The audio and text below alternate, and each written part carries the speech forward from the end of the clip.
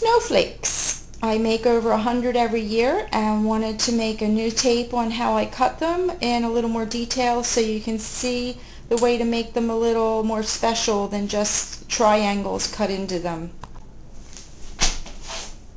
Most important is the folding.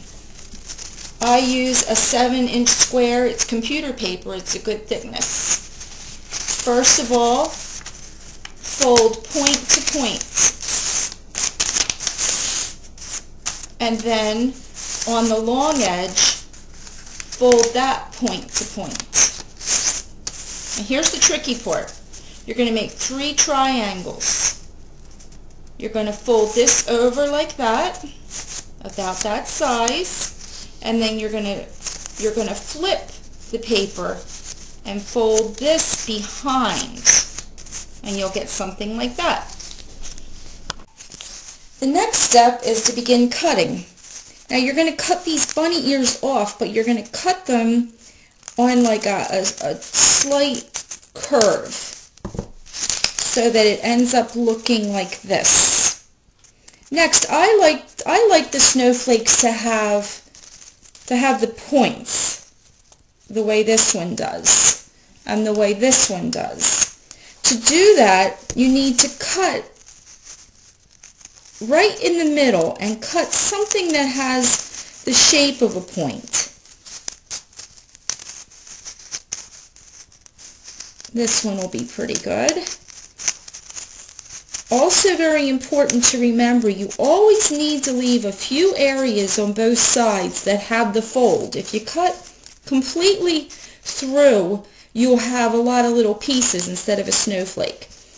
Then I sometimes make in the middle a triangular shape cut like that so that I get some outline in the middle. Then I begin cutting. You want to really curve here.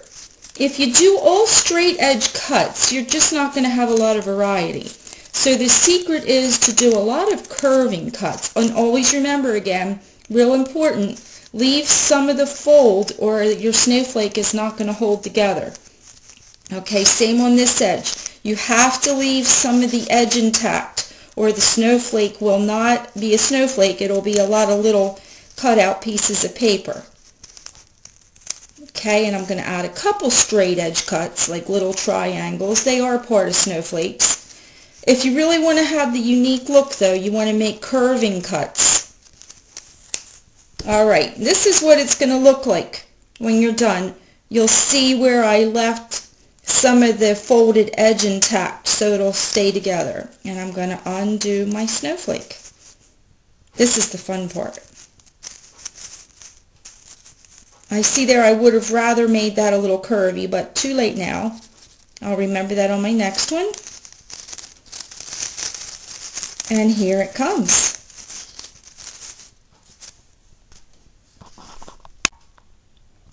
Here's the finished snowflake. Not a favorite, but it's passable. It's pretty.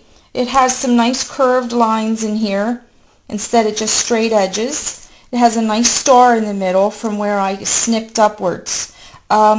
Actually, the next step is the most important step, and I'll show you that next.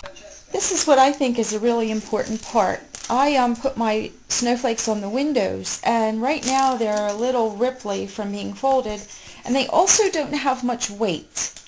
And sometimes the condensation on a winter window will soak into them. So what I do is put down a layer of newspaper on my ironing board, and then a layer of wax paper, and then about 3 snowflakes. On top of that, I lay another piece of paper, wax paper, and on top of that, a layer of newspaper. Then I take a really hot iron and iron over the top layer of newspaper. This protects my iron from the wax paper. It still comes through just a bit. You'd be surprised. I go over it several times to have the wax really penetrate and cover the snowflakes. Usually when I do this, I put something on the television, a tape I like or a DVD. This is an Enchanted April, one of my favorites. it's somehow fitting for snowflakes. It's a Victorian era or World War I era film. It's a great film. It's one that the more you watch, the better it seems. But anyway, the snowflakes are now encased between layers of wax paper that are stuck together. And I just peel it away. You can see there where some of the snowflake has picked up wax on its surface. And this is what you want. It protects it from the wetness of your window when they inevitably can get a little condensation in the winter. And it also gives it some weight and it helps it stay flat. And there they are, laying on my rug, ready for the next step, the final step, which is putting on the windows. I attach the snowflakes to my windows with glue stick. I just make sure I get all the edges.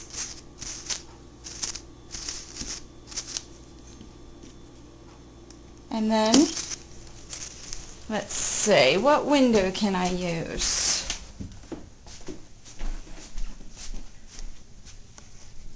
I press each point that I've glue sticked